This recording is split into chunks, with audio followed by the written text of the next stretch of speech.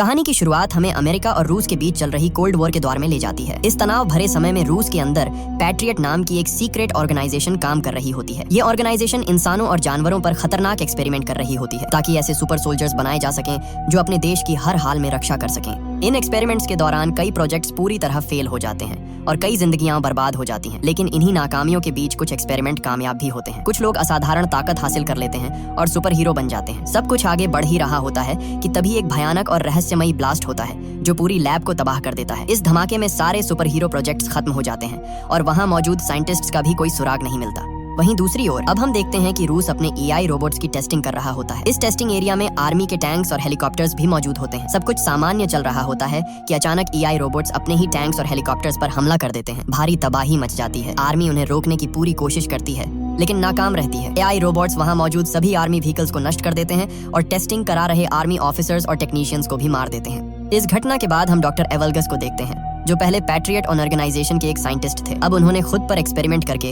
अपने आप को एक साइबॉर्ग में बदल लिया है। उनकी सबसे खतरनाक ताकत यह है कि वह मशीनों को अपने दिमाग से कंट्रोल कर सकते हैं। इन्हीं शक्तियों का इस्तेमाल करके डॉक्टर एवलगस इन एआई रोबोट्स को कंट्रोल करता है और यह पूरा हमला करवाता है। इसके बाद डॉक्टर एवलगस सभी एआई रोबोट्स को अपने साथ लेकर वहां से चला जाता है। इसके बाद हमें मिनिस्ट्री ऑफ डिफेंस में मेजर जनरल निकोलाई को दिखाया जाता है जिन्होंने इस पूरे हादसे से जुड़ी जानकारी को लेकर एक इमरजेंसी मीटिंग बुलाई होती है। मीटिंग के दौरान मेजर निकोलाई बताते हैं कि सन 1940 में डॉक्टर एवलगस पैट्रियट ऑर्गेनाइजेशन के टेक्निकल डिपार्टमेंट के हेड हुआ करते थे। उस समय एवलगस मॉडल 1 नाम के एक प्रोजेक्ट पर काम कर रहे थे जिसके जरिए एक खास रिमोट की मदद से किसी भी इलेक्ट्रिक मशीन को कंट्रोल किया जा सकता था।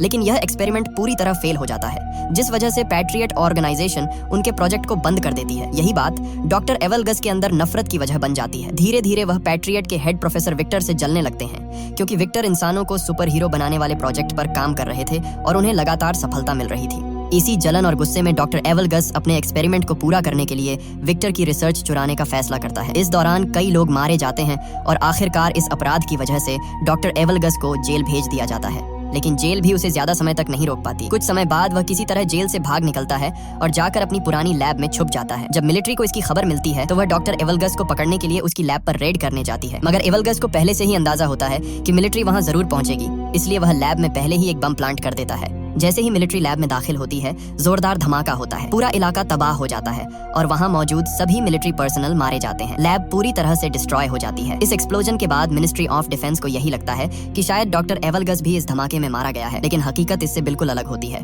डॉक्टर एवलगस किसी तरह जिंदा बच जाता है। इतना ही नहीं, इस धमाके से निकले खतरनाक केमिकल्स उसके शरीर को पूरी तरह बदल देते हैं। इसी के बाद डॉक्टर एवलगस खुद पर आखिरी और सबसे खतरनाक एक्सपेरिमेंट करता है और खुद को एक साइबॉर्ग में बदल लेता है। अब मिनिस्ट्री ऑफ डिफेंस एक बड़ा फैसला लेती है। वे उन सुपर हीरोज को ढूंढने का निर्णय लेते हैं जो पहले डॉक्टर एवलगस के एक्सपेरिमेंट्स से बनाए गए थे ताकि उन्हीं की मदद से डॉक्टर एवलगस को रोका जा सके। वहीं दूसरी ओर हम डॉक्टर एवलगस को देखते हैं जो अलग अलग जगहों से मिलिट्री व्हीकल्स और इक्विपमेंट्स चुरा रहा होता है। इसी बीच मीटिंग खत्म होने के बाद ministry of defence secret organisation patriot को दोबारा से एक्टिव करने का फैसला लेती है। इस बार पैट्रियट की कमान मेजर एलिना लेरिना को सौंपी जाती है।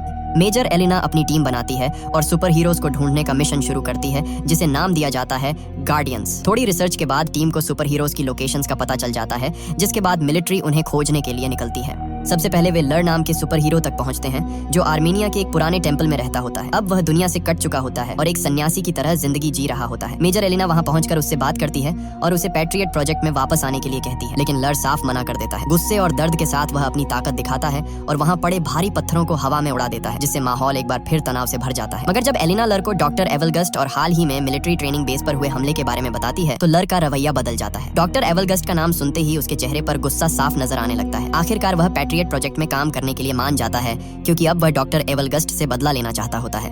इसके बाद हम खान नाम के एक और सुपर हीरो को देखते हैं। कुछ एजेंट्स उस पर अपनी कारों से हमला कर रहे होते हैं लेकिन खान के पास सुपर स्पीड और घातक सुपर ब्लेड्स की ताकत होती है। वह पलक झपकते ही उन कारों के बीच पहुंच जाता है और अपनी ब्लेड्स से कारों को बीच से काट देता है। कुछ ही पलों में सभी एजेंट्स मारे जाते हैं। इसके बाद खान सामने खड़े लर को देखता है। लर उसे डॉक्टर एवलगस्ट से बदला लेने के लिए अपने साथ चलने को कहता है। खान एक पल सोचता है और फिर बिना कुछ कहे उसके साथ जाने के लिए तैयार हो जाता है। दूसरी ओर कहानी हमें साइबेरिया ले जाती है जहां मिलिट्री तीसरे सुपर हीरो को ढूंढने पहुंची होती है। यह सुपर हीरो आर्सस होता है जो एक अबैंडन्ड केबिन में रह रहा होता है। जैसे ही आर्सस मिलिट्री को देखता है वह अपने बीस्ट फॉर्म में बदल जाता है। उसका रूप एक खतरनाक जानवर जैसा हो जाता है। आर्सस मिलिट्री पर हमला कर देता है और उन्हें मारना शुरू कर देता है।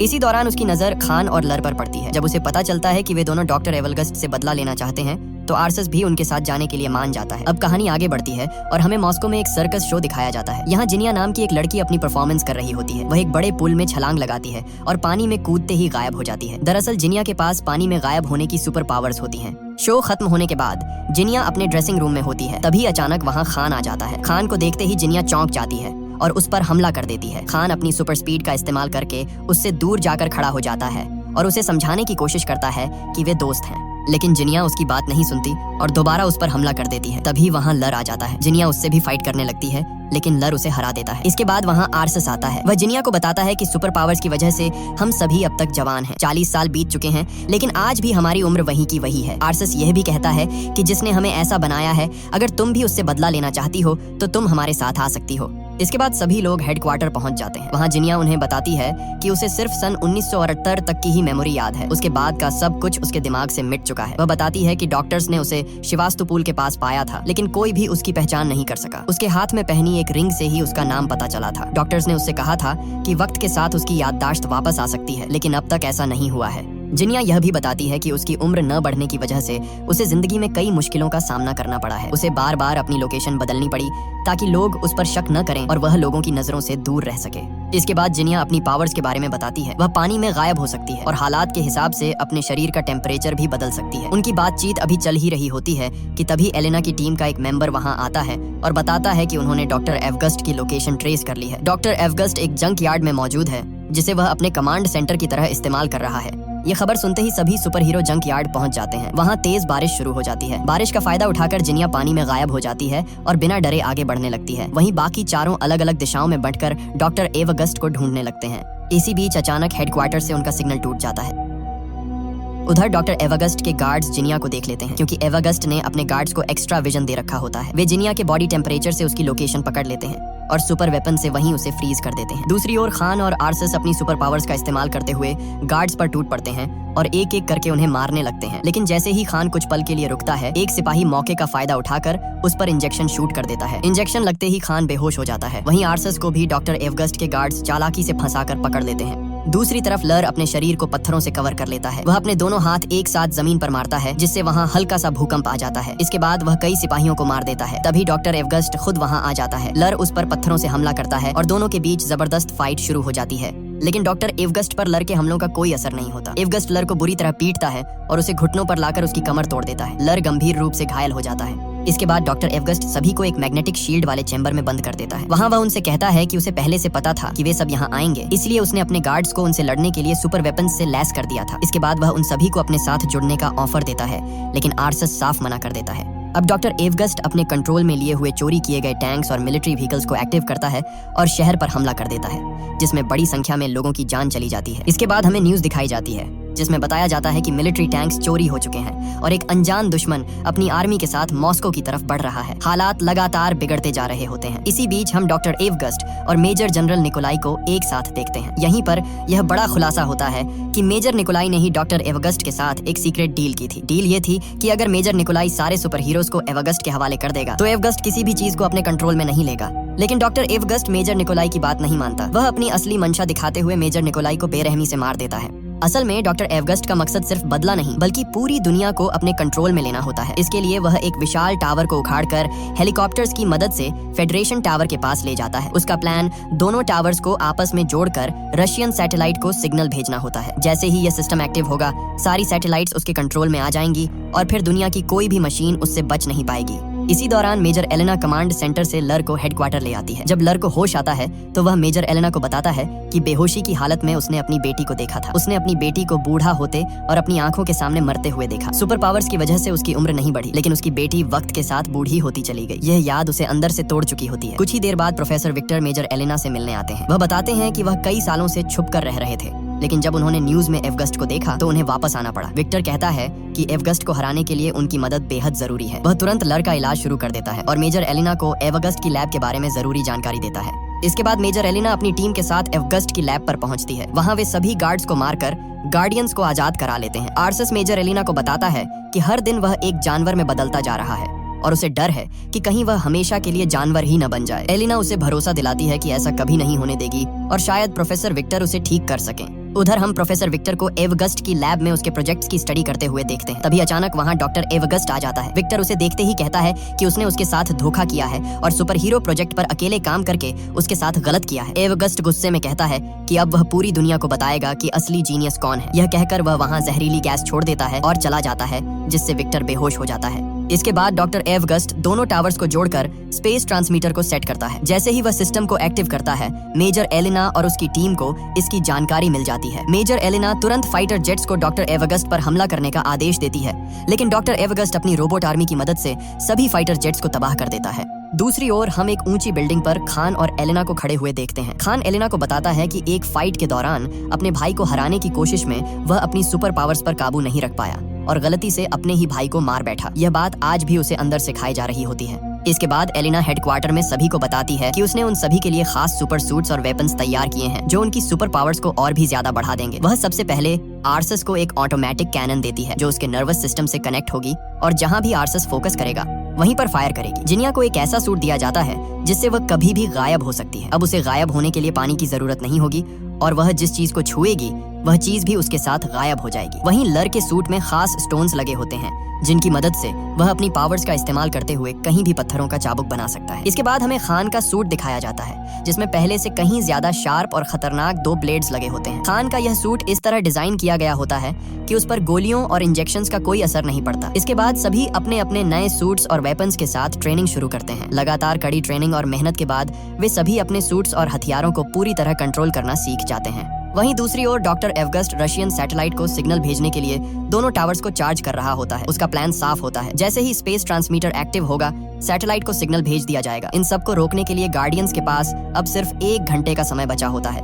मेजर एलिना दोनों टावर्स के चारों तरफ बनी शील्ड को बंद करने के लिए एक प्लान तैयार करती है। प्लान के मुताबिक शील्ड बंद होते ही सभी को तुरंत वहां से निकलना होगा, क्योंकि इसके बाद मिलिट्री मिसाइल्स की मदद से दोनों टावर्स को तबाह कर दिया जाएगा। प्लान के अनुसार सभी आगे बढ़ते हैं। लर एक सीक्रेट टनल की मदद से पहले टावर में घुस जाता है और अपने इलेक्ट्रिक चाबुक से वहां मौजूद सभी गार्ड्स को मार देता है। दूसरी ओर आर्सस अपने ऑटोमेटिक कैनन से दूसरे टावर के गार्ड्स को खत्म करता है, जिसमें जिनिया गायब होकर उसका साथ देती है। गार्ड्स को मारने के बाद जिनिया और आर्सस लर के पास उसकी बिल्डिंग में पहुंच जाते हैं। इसी दौरान खान भी अपने प्लेन की मदद से दोनों टावर्स के पास पहुंच जाता है, लेकिन तभी डॉक्टर एवगस्ट के AI रोबोट्स खान के प्लेन पर हमला कर देते हैं। हमला इतना जबरदस्त होता है कि प्लेन पूरी तरह डैमेज हो जाता है। खान को प्लेन से कूदने में परेशानी होने लगती है। उधर लर, जिनिया और आर्सस एक बहुत बड़े पाइप पर चलते हुए डॉक्टर एवगस्ट के मेन टावर की तरफ बढ़ रहे होते हैं। तभी एवगस्ट के गार्ड्स वहां पहुंच जाते हैं और उन पर फायरिंग शुरू कर देते हैं। गोलियों की बौछार के बीच आर्सस का पैर पाइप से फिसल जाता है और वह नीचे लटक जाता है। उसी वक्त लर अपने इलेक्ट्रिक चाबुक की मदद से एक शील्ड बना लेता है और ठीक उसी समय खान प्लेन से छलांग लगाकर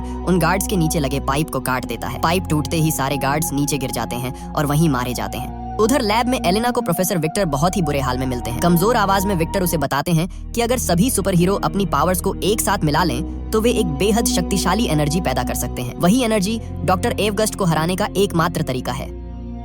दूसरी तरफ गार्डियंस लगातार गार्ड्स को मारते हुए एनर्जी जनरेटर तक पहुंच जाते हैं। वहां जिनिया अपने शरीर का टेम्परेचर बढ़ाकर जनरेटर को पकड़ लेती है। यह उसके लिए बेहद दर्दनाक होता है, लेकिन फिर भी वह हिम्मत नहीं हारती। जिनिया जनरेटर में शॉर्ट सर्किट कर देती है, जिससे वह बंद हो जाता है। ऐसा करते ही वह बेहोश होकर गिरने वाली होती है, लेकिन आर्सस उसे संभाल लेता है।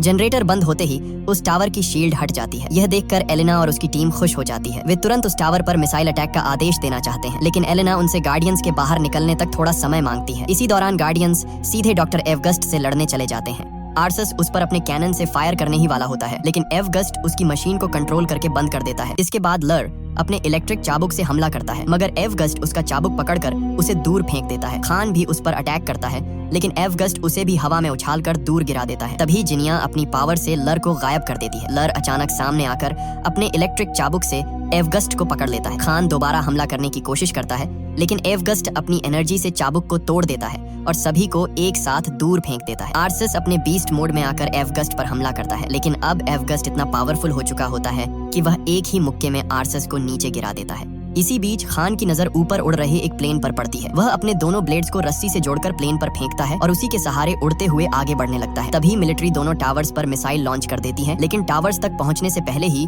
एवगस्ट उन्हें कंट्रोल करके आसमान में ही नष्ट कर देता है। इसके बाद एवगस्ट उस प्लेन को भी अपने कंट्रोल में ले लेता है और उसे नीचे गिराने ही वाला होता है। तभी खान रस्सी काट देता है और सभी नीचे नदी में गिर जाते हैं। वहाँ मेजर एलिना उन्हें वही बात बताती है जो विक्टर ने कही थी। अगर वे सभी अपनी पावर्स को एक साथ मिला लें तो वे इतनी ज्यादा एनर्जी बना सकते हैं जो डॉक्टर एवगस्ट को हरा सकती है। गार्डियंस ऐसा ही करते हैं और अपनी सारी पावर्स लर को ट्रांसफर कर देते हैं। लर के अंदर इतनी जबरदस्त एनर्जी जमा हो जाती है कि जब वह उसे टावर्स की तरफ छोड़ता है तो वहाँ एक भयानक ब्लास्ट होता है। दोनों टावर्स पूरी तरह तबाह हो जाते हैं और डॉक्टर एवगस्ट भी मारा जाता है। इसके बाद न्यूज में दिखाया जाता है कि मॉस्को को मिलिट्री ने एक अनजान दुश्मन से बचा लिया है। असल में गार्डियंस की पहचान अभी तक पब्लिक नहीं की गई होती है। सब कुछ खत्म होने के बाद एलिना सभी गार्डियंस को धन्यवाद कहती है। इसी हादसे के बाद जिनिया की याददाश्त भी वापस आ जाती है। अब सभी वहां से जाने लगते हैं, लेकिन तभी मेजर एलिना उन्हें बताती है कि बाकी के गार्डियंस भी मिल गए हैं और इसी के साथ ये फिल्म यहीं पर खत्म हो जाती है।